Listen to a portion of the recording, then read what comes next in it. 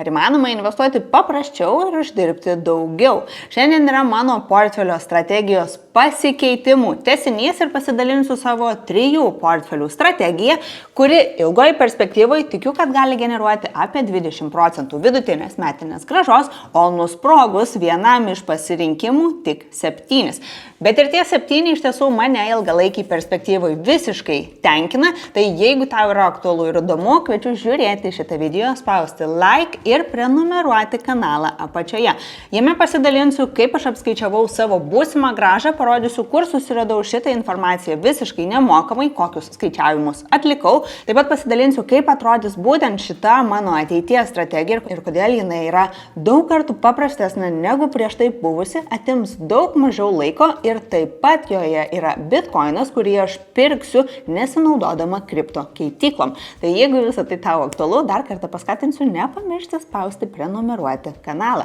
O jeigu pirmą kartą pasijungiai, tai labas, aš esu Justina, užsispyrus mama, kurios tikslas yra parodyti, kad investuoti gali kiekvienas ir kiekviena. Ir visiškai nesvarbu, kiek tu uždirbi, svarbiausia yra tavo pinigų valdymo įgūdžiai pačioje pradžioje ir vėliau tik tais disciplina ir užsispyrimas pasiekti savo tikslų. Būtent aš tą ir darau, siekiu savo tikslų ir dalinuosi visą savo kelionę. Štai čia YouTube nemokamai savo kanale.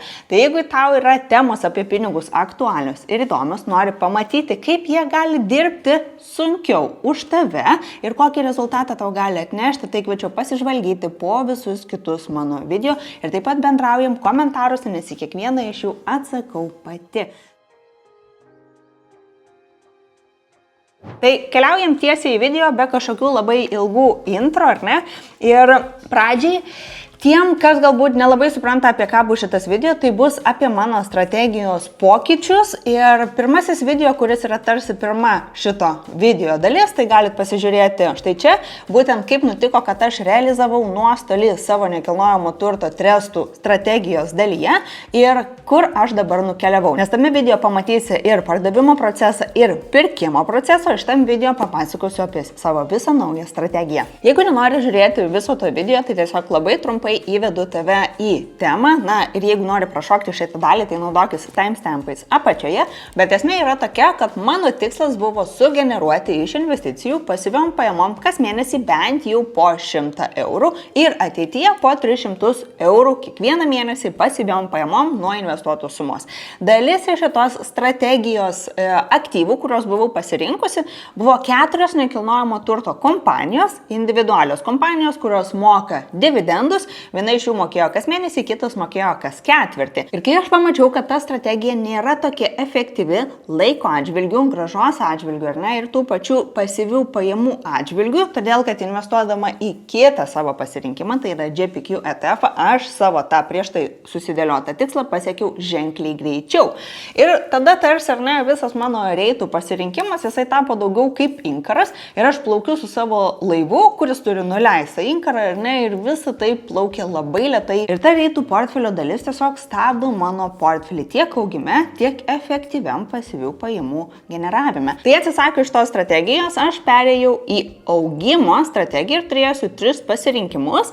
Tai bus IWDA, visas pasaulis, išsivysčiusios rinkos, ar ne? Tai yra fondas, kuris leidžia investuoti į daugiau kaip 1300 kompanijų iš išsivysčiusių pasaulio šalių.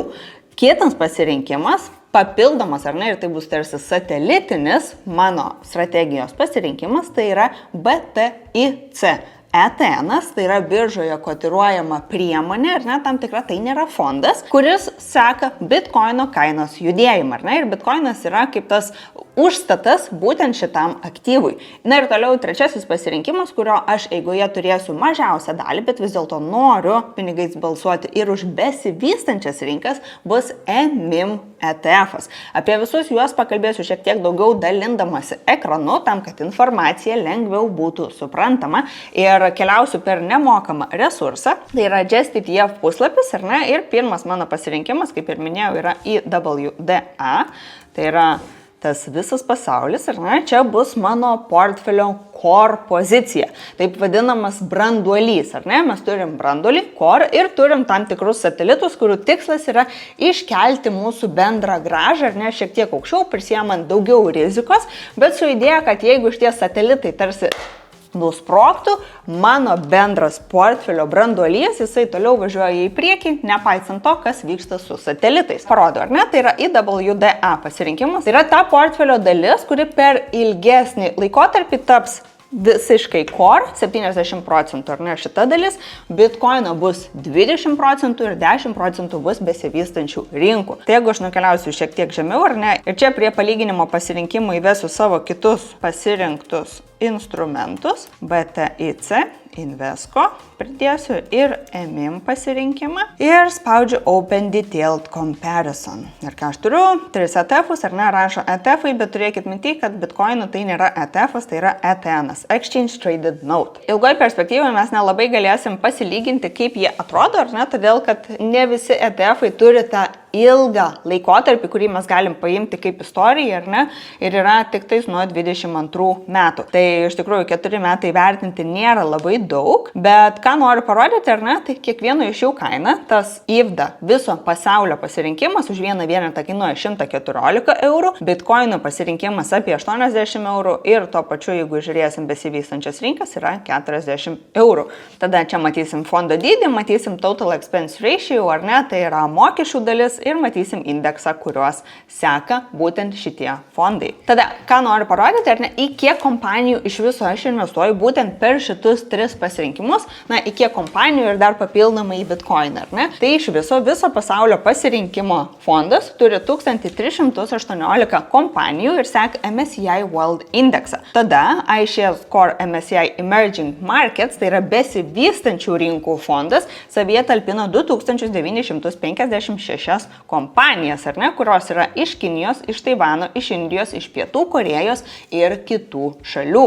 Tuo tarpu, jeigu aš žiūrėsiu viso pasaulio pasirinkimo, nu tai be abejo, ar ne, kaip ir dabar pagrindiniuose indeksuose vis tiek didžiausia dalis yra Amerikos, tai šitoje vietoje aš turiu beveik 70% Amerikos kompanijų, tuo tarpu yra dalis Japonijos, yra dalis Anglijos ir yra Kanados bei 19% kitų šalių. Čia šitoje dalyje yra tik tais bitcoinas. Toliau į performance galima šiek tiek pasižvalgyti, bet parodysiu, iš kurios vietos aš paėmiau tam, kad pasiskaičiuočiau tą pradžioje minėtą 20% vidutinę metinę grąžą per ateinančius 5 metus. Tada galiu pasižiūrėti, ar ne, į patį rizikos profilį, ar ne, štai čia, kaip juda ir koks yra tas volatilumas ir sviravimas būtent šitų pasirinkimų. Tai jeigu žiūrėsiu maximum drawdown per paskutinius 3 metus, visas pasaulis susviravo iki minus 20%, bitkoinas iki minus 30% ir besivystančios rinkos minus 17%. Tada maksimalus kritimas žemyn nuo to, kiek šitie fondai turi istorijos, ar ne, tai Invesco bitkoino turi minus 70, tai čia primenu, kad tai yra satelitinė pozicija ir toliau visas pasaulis minus 33 ir besivystančios rinkos minus 34% žemyn nuo aukščiausio savo buvusio taško. Tai čia yra labai svarbu įsivertinti kiekvienam ir kiekvienai, ar jums tiktų matyti tokį nerealizuotą nuostolį pas save portfelyje prieš renkantis. Ir beje, kaip visą laiką, priminimas, kad visa tai, ką rodau čia, tai yra mano asmeniniai pasirinkimai pagal tai, ką aš pati pasidariau, kokią aš analizę pasidariau, kokią aš logiką turiu, kokios mano galimybės ir kokie mano tikslai. Ir nėra kažkokios unikaliausios investavimo strategijos, kuri tiktų absoliučiai visiems pasaulyje. Ir dėl to mes turim paskirti šiek tiek laiko atrasti tą geriausią strategiją, bet tuo pačiu ir nepasimesti tarp visų instrumentų gausos ir tada galiausiai ir nežinom visus pasaulyje esančius instrumentus, bet nedarom nieko, nes nerandam to pačio geriausio. Ir čia galima trumpai užsiminti apie the paradox of choice, apie pasirinkimo paradoksą, tai yra Barry Schwartz teorija tam tikra, ne, kur jeigu mes turim ypatingai daug pasirinkimų, kažkurio momentu mes net ir pasirinkę vieną tą, kuris mums atrodo geriausias, neapleidžiam graužti savęs, kad vis dėlto tai buvo ne pats geriausias ir mes turim tam tikrą dvejonę savyje, nešiojamės, kad galbūt tai nėra pati geriausia, efektyviausia ir nuostabiausia strategija pasaulyje. Ir viena iš pavyzdžių, kurį teko girdėti paskutiniu metu klausytose podcastuose, kokia buvo mintis su šitu pasirinkimo paradoksu, kad tarkim prieš 50 metų, ar ne, žmonės atėję į džinsų parduotuvę, gaudavo kiek? 1, 2 ar 3 poras džinsų pasirinkti, ar ne, jie dažniausiai būdavo mėlyni, vieno modelio, ar ne, ir tinkami vyram ar moterim. Tu atėjai, tu nusipirkai tos džinsus, išėjai laimingas ir viskas. Ar galėjo būti geresni? Galėjo, bet pasirinkimo nebuvo, ir keliauji ramiai ar ne su savo tais džinsais. Šiandien, kur mes gyvenam, tai mes turim beprotiškai daug pasirinkimų ir čia puikiai tinka ir prie investavimo, nes mes turim atvirą rinką realiai visiems ir kiekvienam, tiesiog naudojantis telefono pagalba galim investuoti ir tada nebebūnam laimingi su savo pasirinkimais, nes kaip ir ateinam į džinsų parduotuvę ir mes turim šimtus ir tūkstančių džinsų modelių, yra ir skinny džinsai, ir platus džinsai, apsmukę džinsai, pilki, juodi, mėlyni ir daugiau kitų pasirinkimų. Mes nusiperkam vienus, grįžtam namo ir tada jau dvejojam. O gal ir kiti buvo geresni, o gal tie man labiau tiktų. Ir atsiranda tas nuolatinis savęs griaužimas, kad nepadariau pačio geriausio pasirinkimo. Tai lygiai taip ir su investavimu ir čia buvo ta dalis, kodėl aš nusprendžiau nebeieškoti ir nebeefektyvinti ir nebepildyti daugiau kažkokių skirtingų pozicijų pas save portfelį,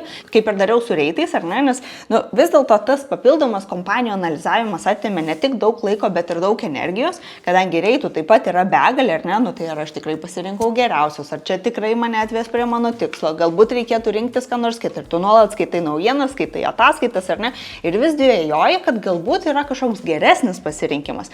Tai šiuo atveju aš nusprendžiau užtildyti tą savo balsą, kuris nuolatos sako, kad galbūt tai nebuvo geriausias pasirinkimas ir pasirinkau tiesiog efektyvią augimo strategiją, kur aš turiu visą pasaulį, kur aš turiu bitcoiną, ar ne, tas vadinamas skaitmeninis auksas, tikrai ne kartą tikiu, kad kiekvienam teko girdėti tokį išsireiškimą. Ir taip pat mes turim besivystančias rinkas, ar ne, tai be abejo, tai yra Kinija, Pietų Korėja ir kitos šalis, kurios iš tikrųjų turi milžiniškas perspektyvas, didelius pajėgumus, ar ne, ir aš manau, kad jos tikrai labai greitai įvairiomis prasmėmis gali pradėti vytis ir tas išsivysčiusias šalis, tai dėl to noriu turėti jas savo portfelyje. Ir dabar aš turiu pakankamai plačią diversifikaciją, iš tikrųjų labai plačią diversifikaciją, kuri man suteikia tuo pačiu ir paprastumą, ir ramybę, kad čia tai jau tikrai nebus feilo. Ir aš tiesiog atleidžiu save nuo visos tos įtampos, kad ar galėjo būti geriau. Tai galbūt ir galėjo. Bet visus šitus dalykus pelningiau, efektyviau ar geriau mes pamatysim tik tada, kai tai jau bus istorija. Kai praeis 10 metų, ar ne, tada galėsim atsisėsti, pakalbėti ir pasižiūrėti, kur buvo padarytos klaidos. O dabar visa tai yra tik tais spėliojimas ir aš noriu ramiai keliauti su savo strategija. Tai dabar, jeigu aš noriu pasiskaičiuoti tą vidutinę prognozuojamą metinę grąžą, ar ne, ką aš darau, aš galėčiau eiti per indeksų rezultatus, ar ne, žiūrėti MSCI World indekso rezultatus per ilgesnį laikotarpį, bet aš renkuosi eiti per būtent pagrindinius informacinius dokumentus pačių ETF-ų, ar ne, taip vadinamus fact sheets arba KID, tai yra Key Information Document arba fact sheetas, ar ne, visa svarbiausia informacija investuotojui. Dabar kaip ją susirasti? Tai aš atkeliauju į IVDA, ar ne, per Just ETF puslapį, dažniausiai viskas jau būna sukelta čia ir aš galiu rinktis, ar ne, fact sheet ir aš galiu rinktis KID-ą. Ir aš tada, ką matau, ar ne, bendrai fact sheet'e, tai yra pasyviai valdomas fondas ir jo rizikos lygis yra 4 iš 7, ar ne, tai yra ta įprasta 7 vertinimo skalė, būtent kalbant apie investicijų rizikas. Ir čia jisai yra 4 vietoje, tai mano akimis tikrai nėra didelė rizika. Jo turto valdymas kainuoja 0,20% per metus nuo mano suinvestuotos sumos. Aš matau, kokia dalis yra pinigų jau įnešta ir suinvestuota į šitą fondą. Ir ką aš toliau galiu pamatyti būtent šitam fact sheet, ar ne, tai prognozuojamus rezultatus, kaip jisai važiuoja kartu su vadinamu benchmark, ar ne, su atskaitos tašku. Ir toliau, jeigu aš ateisiu prie Key Information Document, tai aš visus skaičius savo skaičiavimui ėmiau būtent iš šito pasirinkimo. Produktas yra rekomenduojamas kaip minimum 5 metam investavimui ir visuomet šitose dokumentuose, KID-uose rasite tokį paskaičiavimą, prognozavimą kiek fondo valdytojas tikisi, kad šitas fondas uždirbs per tą rekomenduojamą laikymo laikotarpį arba lyginant su laikymu 1 metų tik tais. Tai visuomet yra skaičiuojamas tas minimum scenarijus, ar ne, kur be abejo nėra minimalios kažkokios garantijos, kad mes apskritai atgausim savo pinigus, nes visas investavimas yra susijęs su rizika. Toliau yra stresinis scenarijus, ar ne, kokie rezultatai bus. Toliau yra tas nepalankus scenarijus, vidutinis scenarijus, moderate ir favorable. Tai tas palankus ar sėkmingas scenarijus. Tai be abejo, į sėkmingą scenarijų aš šiai dienai nežiūrėsiu, ar ne, ir aš daugiau skaičiuoju pagal tą vidutinį prognozuojamą scenarijų ir aš tikrai laikyti planuoju šitą savo strategiją daugiau kaip 5 metus, ar ne, nes nenoriu daugiau sukti galvos ir galvoti apie pokyčius. Tai pažiūrėkime, ar ne, 5 metai, jeigu aš investuoju $10,000 po 5 metų, aš galiu tikėtis turėti 16,500 papildomai nieko daugiau neįnešus. Toliau, jeigu aš atkeliausiu prie EMIM pasirinkimo, tai yra besivystančių rinkų fondas, ar ne, ir čia matysiu vėlgi ir fact sheetą galiu pasižiūrėti, rizikos lygis taip pat 4 šito fondo, turto valdymas 0,18 ir keliauju atsidaryti KIDą. KIDo apačioje, ar ne, šiek tiek pavažiavus antram puslapį vėl matysiu tuos scenarijų paskaičiavimus, tai jeigu aš žiūriu į tą vidutinį scenarijų, po 5 metų, ar ne, aš galiu tikėtis turėti 4,3%. Gali būti mažiau, gali būti daugiau, ar ne, niekas nežino, bet tam tikri scenarijai yra paskaičiuoti pagal prieš tai istorijoje buvusius laikotarpius. Na ir paskutinis momentas, tai jeigu aš nukeliausiu pasižiūrėti, kaip atrodo Bitcoino KIDas, tai yra Invesco ETN'as, tai čia kol kas nėra sukelta nei fact sheeto, nei KIDo. Tai ką aš padarysiu, tai aš kopijuosiu į SIN kodą ir keliausiu į Google, kopijuoju šitą ir rašau fact sheet, ar ne? Nu ir va, matysit, Invesco originalus puslapis, ar ne? Ir tai yra Key Information Document, būtent šito instrumento. Galima dar pasitikrinti, ar ne? Pažiūrim. Taip, aš įsikopijuoju, ar ne, tiesiog tą SIN koduką, kad tai yra tikrai būtent šito mano norimo instrumento SIN kodas ir jo fact sheetas, susitikrinu dar kartą, tai jo turto valdymas yra 0,1% per metus, tai yra tokia padaryta kaip pauzė nuo aukštesnio mokesčio ir šiuos metus jis bus išlaikytas toksai, tai yra tikrai konkurencinis pranašumas, lyginant su kitais panašiais objektais. Ką jisai daro? Jisai atkartoja Invesco Physical Bitcoin is a physically backed exchange traded product ir jo tikslas yra suteikti mums kaip investuotojams tiesiog Bitcoino kainos judėjimą, ar ne, tą volatilumą pagauti. Ir jo rizikos profilis jau yra 6 lygio, ar ne, tai daug arčiau to rizikingesnio pasirinkimo. Ir tada aš žiūriu vėlgi skaičiavimus, ar ne, tai tas vidutinis scenarijus, ką aš galiu tikėtis turėti, tai yra 62,37%. Tai yra vidutinis. Žinoma, jeigu aš žiūrėsiu stresinį scenarijų, ar ne, ir taip pat tas minimum guaranteed return, nu tai nėra tokio dalyko, nėra jokių garantijų investavime, kad jūs turėsit kažkokį X rezultatą. Ką darom, ar neskaičiuojam pagal įvairiausius scenarijus. Tai dabar, jeigu aš imu šitą vidutinį scenarijų ir ką aš darau, ar ne, tikslas mano visos šitos strategijos ilguoju laikotarpiu bus atrodyti taip, kad aš turiu įvdą 70%, 20% bitkoino ir 10% besivystančių rinkų.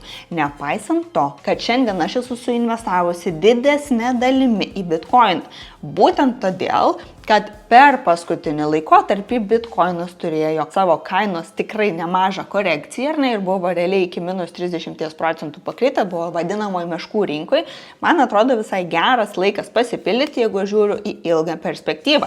Bet šitoje vietoje dabar nesiplėšiu, ar ne, parodau, kaip aš paskaičiavau. Tai ką mes turim 0,7 viso bendro, ar ne, savo portfelio 70% būtent visam pasaulyje, tai aš imu gražą 10,5.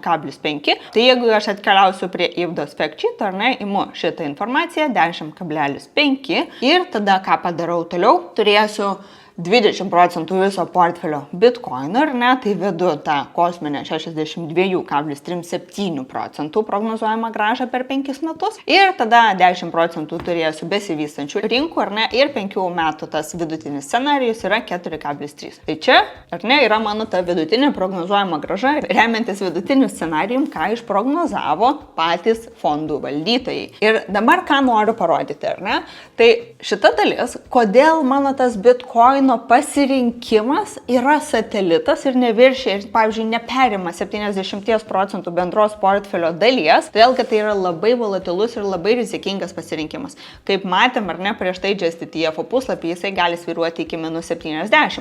Ir galbūt dabar, kai pas mane yra 5000 portfelis, ar ne, nu aš galiu toleruoti tokį svyravimą, bet kai ten bus 500 000, klausimas, ar aš labai norėsiu matyti tokį milžinišką savo investicijų svyravimą, ar ne, savo portfelio, savo finansinės laisvės, visą suvažiavimą žemyn -70%, arba -60%, ar ne, nu neturi reikšmės. Ne, aš nenorėsiu, bet 20% tos portfelio dalies suvažiuojant 70% minus, ar ne, viskas yra ok.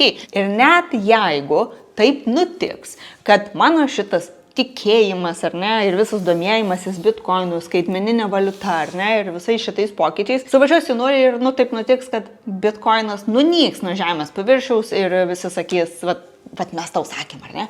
Sakėm, kad šūdas tas bitkoinas, kad jisai yra vertas visiško nulio, ar ne? Nieko neparemtas, žmonės netikė, nu ir, ta prasme, valstybės neperka, atsisako ir įvyksta daug kitų dalykų, ar ne? Nu, kad bitkoinas nunyko nuo žemės paviršiaus. Ką aš padarau? Aš galiu eliminuoti, ar ne? Ir šitoj dalyje tiesiog pažymėti kaip nulį, kad, nu gerai, nunyko nuo žemės paviršiaus 20% mano portfelio, ar ne? Ir ką aš turiu? Aš vis dar turiu besivystančias rinkas su 4% ir aš vis dar turiu su 10% visą pasaulį, ar ne? Tai pas mane grąža, ta vidutinė, kurios aš galiu tikėtis net ir nusprogus vienam satelitui, aš turiu 7,78% vidutinės metinės grąžos.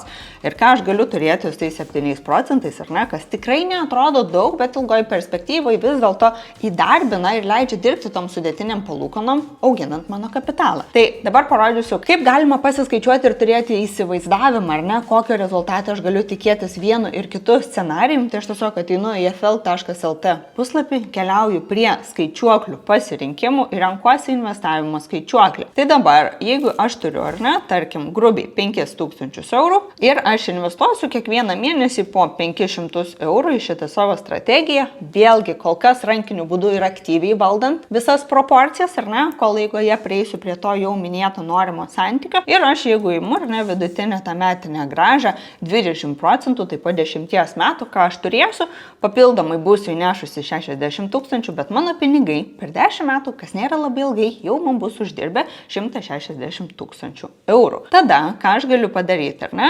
Jeigu taip nutinka, kad bitkoinas nunyksta nuo žemės paviršiaus ir aš 10 metų, ar ne, investuoju pagal savo strategiją, tai aš papildomai būsiu įnešusi 60 000 ir man vis tiek tie pinigai, net ir taip ženkliai, praktiškai 3 kartus sumažėjus grąžai, ką aš turėsiu, bendra uždirbta grąža vis tiek bus pusė mano įneštos sumos, kas vėlgi yra visiškai ok, nes jeigu aš nieko nedarysiu, nu tai tikriausiai aš net ir tų 60 neturėsiu, bet pinigai jau bus apgriaužti infliacijos, ar ne, praradę savo vertę ir tikrai ta tikroji vertė nebus 60 000 per 10 metų nieko nedarant. Tai dabar visiems tiem, kam yra aktualu stebėti šitą mano strategiją, ar ne, žiūrėti, kaip man sekasi investuoti, tai apačioje galit naudojantis portfelio sekimo nuorodą paspausti ant portfelio ir tą geriausia yra daryti per kompiuterį, nes tik per kompiuterį galėsit sekti realiai portfelį, tik ten yra tas funkcionalumas. Aš pati investuoju per Freedom 24, tai jeigu tu turi Freedom 24, ar ne, gali matyti mano portfelį visiškai nemokamai ir gauti pranešimus, kada aš perku arba parduodu ką nors iš būtent savo šitos strategijos dalies, o jeigu dar neturi, tai tiesiog pasinaudok nuorodą visiškai nemokamai, užsiregistruok ir pradėk semtis žinių iš kitų žmonių. O dabar, kaip ir minėjau, ar ne, kaip galima pradėti investuoti į bitkoiną, tik tuo atveju, jeigu tu žinai, kas yra bitkoinas, ar ne, žinai, kaip jisai veikia, žinai, su kokiom rizikom ir volatilumu susiduria būtent šitas aktyvas, tai dabar labai paprastai parodau per telefoną, parodysiu savo tą dabartinį portfelį, apie kurį ir kalbėjau ir kaip jisai atrodo, ar ne, tai nors aš visus veiksmus atlikau praėjusią savaitę, tik tai praėjusią savaitę, ar ne, būtent mano šitas pasirinkimas jau spėjo paaugti ir aš turiu 2% prieaugį ir tai yra $117 arba 100 eurų. nes bitkoinas šiek tiek pavažiavo į viršų, ar ne, ir tai yra pakankamai didelė ir reikšminga dalis pas mane. Tai dabar būtent tas mano minėtas bitkoino ETN'as turi tikerį BTIC, ar ne? Tai aš galiu arba pirkti ir tiesiog pildyti poziciją renkantis iš savo jau portfelio turimos dalies, arba jeigu aš dar neturiu, bet noriu prisidėti jį prie savo portfelio, tai ką aš darau, keliauju prie kotiruočių apačioje ir vedu tikerį BTIC. Spaudžiu šitą pasirinkimą, jisai kainuoja 79, skaitykime, 80 eurų, ar ne, ir ką aš galiu daryti, spausti prekybą ir galiu rinktis, kiek vienetų aš noriu nusipirkti, ar ne. Pavyzdžiui, gerai, pas mane dabar kešo nėra tiek, kad aš galėčiau nusipirkti 2 vienetus, ar ne, galiu pirkti 1 vienetą, bet svarbu turėti minty, kad užpirkimo mokestis yra 2 eurai. Tai mano akimis yra daug efektyviau palaukti man kito mėnesio, ar ne, kol aš jau turėsiu savo tą planuojamą investuoti pilną sumą ir tiesiog pirksiu daugiau vienetų vienu kartu, nes jeigu aš pirksiu už 1000, aš vis tiek sumokėsiu apie 2 eurus už tarpininkavimą, ar ne, brokeriui, jeigu aš perku už 50 eurų, aš vis tiek sumoku 2 eurus. Tai šitoj vietoj tikrai investuojant mažesnės sumas yra labai svarbu net ir tą kiekvieną eurą pataupyti ir geriau investuoti tada kas 2 mėnesius. Tai aš pasirenku vieną vienetą, pateikiu pirkimo nurodymą, braukiu į viršų, ar ne, ir štai aš jau turiu savo portfelyje dar papildomai vieną vienetą bitkoino ETN, ar ne? Taip aš gausiu bitkoino kainos judėjimą. Jisai važiuos žemyn, ar jisai važiuos į viršų. Parduoti galiu kada noriu, daryti su jais galiu ką noriu, bet pinigai efektyviausiai dirba tada, kada mes leidžiam jiems dirbti. Tai kol kas iš manęs šiandien tiek, tikiuosi, kad video tiko ir patiko. Lauksiu tavo komentaro apačioje. Na ir dar kartą priminsiu, kad jeigu nori suprasti, iš kokios strategijos aš perėjau į šitą augimo pasirinkimą, tai tiesiog žiūrėk štai šitą mano video. Kol kas, iki.